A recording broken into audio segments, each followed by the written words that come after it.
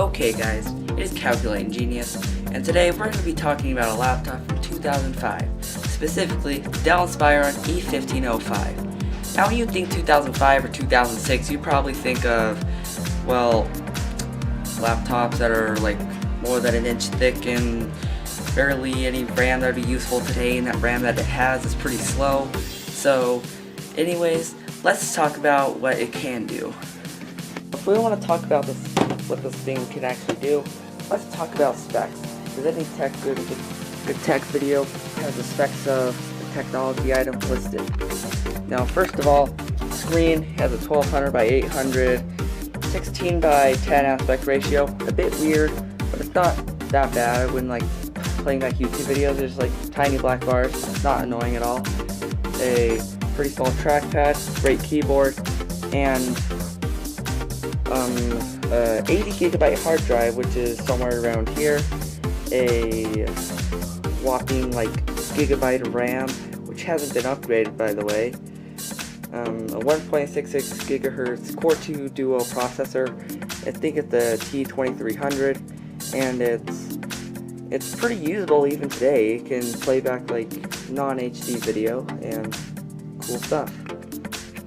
Now this thing is catastrophically out of date, running Windows XP and a very old version of the Dell BIOS, which I think it can boot from like Linux or something, which would probably run better. But anyways, let's properly get this thing turned on. I don't know why the screen isn't doing anything. Now let's start talking I/O. For I/O, this thing on the left side is rocking a full-size SD card slot up to 32 gigs, a dedicated mic and headphone port, two USB 2.0s, whatever the heck this thing is, like an Ethernet effect line, two more USB 2.0s, a VGA output, an S-video output, a single fan. On this side, there's nothing but a bit of an intake and where an optical drive used to went. So it used to be there, but it just went dead over the years, and I decided to just get rid of it and make the laptop a bit lighter. And when I'm carrying it, I can just stick my hand in it. So the computer finally decided to turn on properly, and I got it onto the YouTube homepage. And as you can see later in the video, this thing, well, it doesn't play YouTube perfectly, but I mean, sometimes it plays like video from other sites better. I should probably be using like another browser, because Google Chrome, if you like might know, is like not supported by Windows XP anymore. They just ended support with like 50.1 or something. I forgot what it was, but that's when they dropped support, and now it's running a older version of Chrome. Still works today, but in like 2 or 3 years, this is literally probably going to become a useless version of Chrome, because hackers are probably going to get in here, and I'm running Windows XP Service Pack 3 anyway, so that means even more insecurity. So I probably won't be storing any of my sensitive files on this. Okay, here's one of my recent videos, and as you can see, this thing has some really good speakers in it. They get incredibly loud, like enough to fill this entire room I'm in. And it plays usually at a smooth like 30 FPS. Yeah, as you can see. And this thing generally does do pretty well with non-HD playback. It can do 720p very well, but it can do HD if you like want to, even though you're probably only going to be getting like 10 frames per second. Okay, now let's like on full screen. Like, this thing is fairly responsive, but having 2 or 3 tabs open at a time can slow it down. Sometimes those tabs that you open will unload if the memory gets eaten up, because Google Chrome is very famous for being like a RAM eater. I think they've optimized it a little bit better with newer updates, but I can't get those newer updates because super old operating systems. I should really install like Linux or something on like an SSD. It would make the computer faster, use the resources better. Like the lack of RAM, and it would probably just run better in general. It would boot up faster and stuff. Okay, I'm loading up Microsoft PowerPoint 2007 on this computer, because if this computer was used for what it was intended to be used for back in the day, people would probably be using it for like doing stuff like PowerPoint and a lot of other stuff. So this thing has a really nice keyboard. It's has a satisfying click. It's just the right amount of mushiness. It almost feels mechanical, except that the keys actually don't go in that much. But it's definitely way above average in terms of laptop keyboards. But the same can't be said for the mouse. First of all, well, this is from like 2006, right?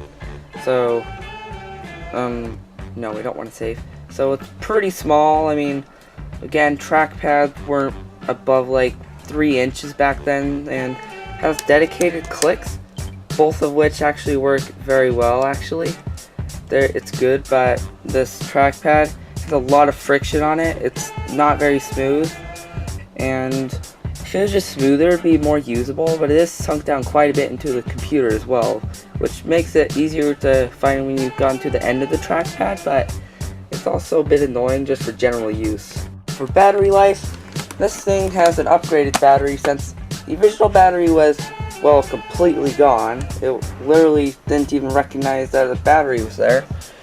But here's the battery. It's absolutely gigantic. It manages to double the battery life of this at like 80, I don't know, something. It has like 40 watt hours, or correct me if I'm wrong. And this has a little bit of an expansion. I ordered it off of Amazon. I didn't think it would work, but it did work, and it hasn't failed me since. It lasts a good like 3 or 4 hours, I guess. If I'm just doing casual stuff like watching a YouTube video on non-HD quality. Also, I wanted to mention this computer technically meets the minimum requirements to run Windows 10. You have to have like 1 gig of RAM, 1.66 gigahertz processor. Wait, I think the minimum is like a 1 gigahertz processor, like a Pentium 4. This is a bit newer than that, so it technically should work. And also, look at this sticker, designed for Windows XP, but it's Windows Vista capable, which means it should be able to run Windows 7, because I would never install Windows Vista on a machine I actually like. For consuming media, usually I keep the laptop like this, and the screen isn't great. I mean, it's a TN panel, has IPS, I don't think even was a thing back then, so it has pretty average viewing angles, but the colors are actually pretty good. Yeah, they're a little above average, I would say, and I usually do this to keep the fan from getting loud. Also, can you hear that? The laptop's silent now. I don't know if you could hear it in the mic before, but the fan was spinning up because it was being choked to death by the carpet, which is why I should have it on a desk like that, but it's not my main PC, so I keep it on the ground. And I watched Netflix on it. And by the way, it does work very well for Netflix. I watched a movie on there earlier. So anyways, that part of the video leads us to a conclusion. Is a 2006 laptop useful in 2017? Well, yes and no. First of all, it wouldn't be a very good computer to keep files on, like a work computer or any type of workstation, because first of all, it'd be horrible as a workstation with only 1 gig of RAM and a pretty slow processor, and it wouldn't be good for just a work computer in general, because if you ever get a virus on your computer, which would be a lot more likely than it would when you run Windows 10 or something, because it's super old, and your files could get like encrypted or something, like the recent virus that happened a few months ago, like WannaCry. However, this laptop does have its upsides. First of all, it has an excellent keyboard. I would totally trade out the keyboard on my other laptop for the keyboard on the old laptop any day, but unfortunately I can't do that because the connector doesn't quite fit, and the cable is shaped differently, and the keyboard wouldn't even fit in that enclosure at all. But also what it has on its side is upgradability. you can pull the hard drive by only removing 3 screws and letting them off to the side, and boom, you can just pull out the hard drive from the side. I've actually swapped the hard drive on my Windows 10 laptop to see if it would boot from that, but it tried to, and all I got was a flickering light at the corner of the screen. Some tech guy is probably going to know what was going on, but I don't really know for now, so I'm just going to let it keep running XP till it eventually becomes so out of date that it's literally like the worst possible operating system you could run. Okay, so one other thing you might be wondering, I forgot to mention in my conclusion, was how is the game? Well, pretty horribly.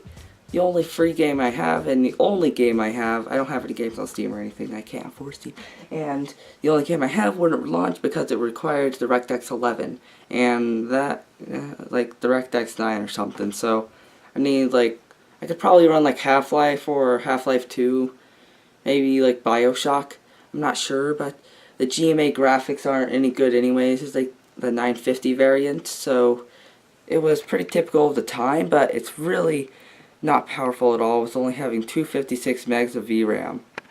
There were XPS laptops at the time that were advertised as gaming laptops that actually had NVIDIA Go GPUs.